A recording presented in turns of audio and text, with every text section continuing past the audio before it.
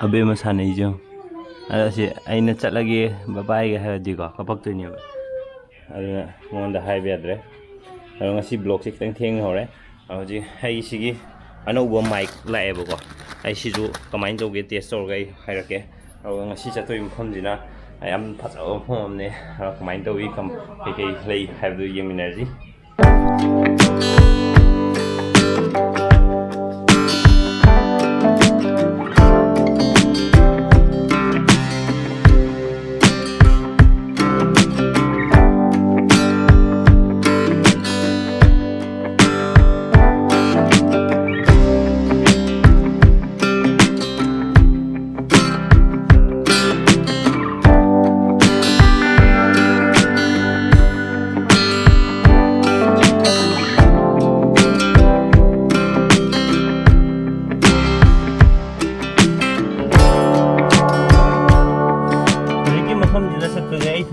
Haiga singlen biga satone ba abe madi pu roi yang kuin su lei roi ba ko adu aina ji hana sala fast round check ma tawrani kamai kai lei la aina hana kitang advance ren khang na ba ara du da ai myam da su la ge hadu ore mwa yaw ro kan da song ula ge ya myam ai ne sai ha do aina lai thum je classic Grande hana su la me hana sa po sa bai la ko ne ba nga sina sa po sa bai ne te mo koi 6 floor ka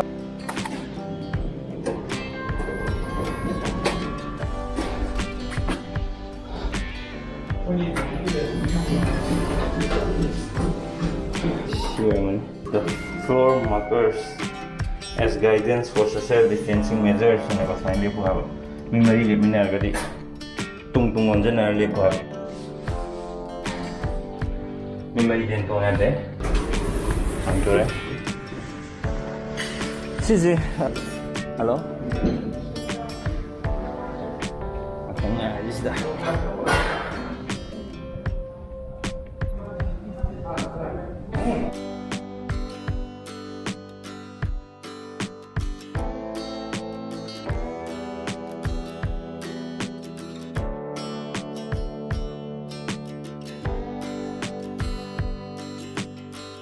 yung set na ba ko dress ko magay gumba pongninge ha gadi aro hongbe ana ba adugi mafom mo ko na numit sigi oina wai bne bo 403 hai ka dong dong ti si 403 ha ka ino 4023 ba 4023 ba okay sai budale re kai mai am mo mi ji ge no hoji aina ji changai ba room je si me am room je set or ke Sigi room jina presidential suite ko hai ba ado koi na sagi reception ge support ke ka do thamna bo wai bne bo ko si thong je khang tok paga lei je sei sa ka ma sam le re kari ka ko ge khang de sei sa de gi fridge ma sam yaw re fridge ke yaw ging je ken ta yaw de fridge ma sam le sei de pot chai thamna ba yam le re se drawer ge yaw re am post ta re ko room de roi bi phazare Adagi hek sangaga mathang sanga kana sida mayamgi mila phamnaba holam leire sida ka aduga TV ju lei adagi sida hole sida mu direct sangba yaba bathroom ko attached to bathroom mong leire adi mathang da sida corridor macha am leire sida view ga mapan gi view yeng no ka ba fazai sunset ka sida yem gudi ash sunset ke yeng with khununga am tong ni ha sida lega view am phazai chingmirong almost chingmirong number ure sida adagi sigi curtain jina kai gino ana je pak na ai ngi ja automatic ni post am tai ji sat hang gi ja phazai jo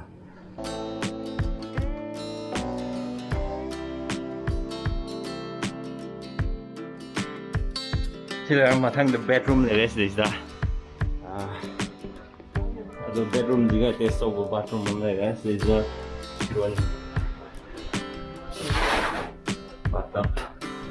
yam nei re hiện giờ cái calo yaw re am phazai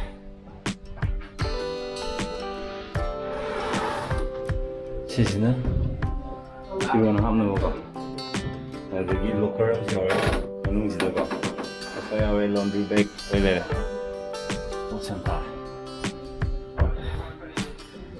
ꯑꯗꯨꯒ ꯁꯤꯁꯤꯅ ꯃꯣꯏ ꯕꯦꯗꯔꯨꯝꯒꯤ ꯑꯦꯔꯤꯌꯥꯗꯨꯅꯦ ꯁꯤ bedroom ꯑꯗꯨꯒ ꯕꯦꯗꯔꯨꯝꯁꯤꯗꯁꯨ ꯍꯥꯏꯅ ꯐꯝꯕ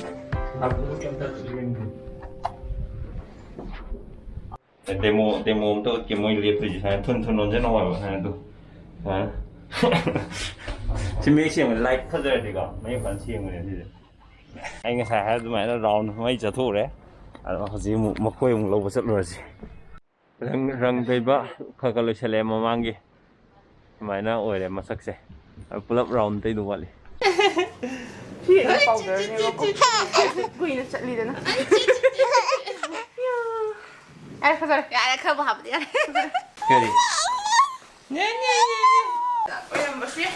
school chatra man bai ja mande as a good boy ki dress hai cha tuye sia aku mari asumba mo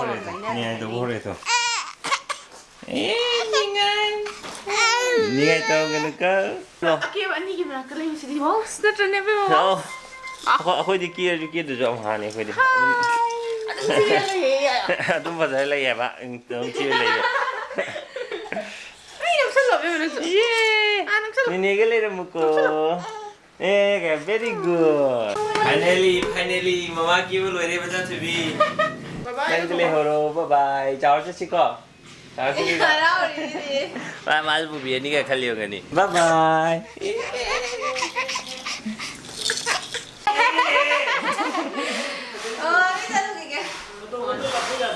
Cả cái video rồi nhau rồi video rồi.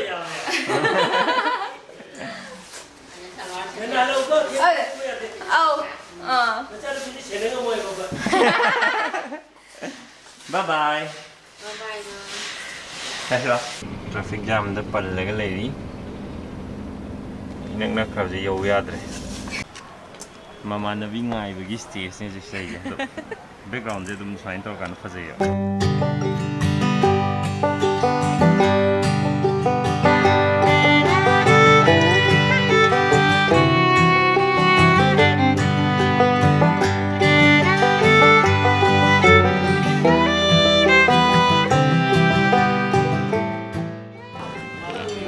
Ada nung chagi me hau ro. Hau. Cái gì Salad ka. Nuggets ka. Retake cái gì thế? Am bên đó. Ya ya.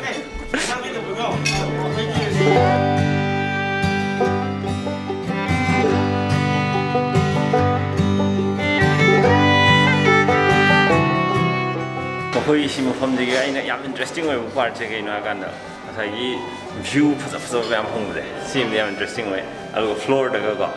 khoi gi culture gi oi ba mayek myam ga se khap ga ga adu mi ara ko mi myam na kai no ni yam phaza ni na khan ga da mo gi dum matham be adu yam post ta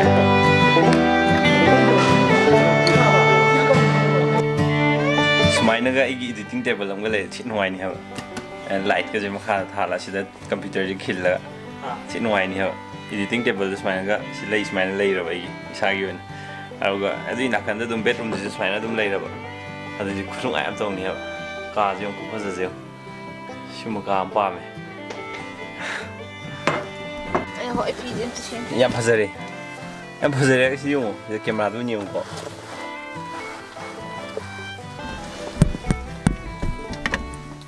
ya ba ya okay ma'am ai na video do yamna enough ma'am na enjoy tong no mong da namak tabra di ai understand ta hodre chung ting ting na de ado project na masak unari si ado yam na no ai yam no mafam do ma'am so enjoy tong ne sai nam mi ba mana di ai una di hai na ko ai ma'am gi da mak ta ina blog makan ma'am na mai da ai ngi blog tu ai yaw bi mana di khang di yaw ni ba ado ma'am si di video di mata si lo shin jer ge yamna nuai nang di nuai bra nuai achapot moi gi achapot chu loi hawi ko anyways adu di bye bye adu nga sai na mo utpa shoot to adu di 9,000 per day ni kai no kai shoot no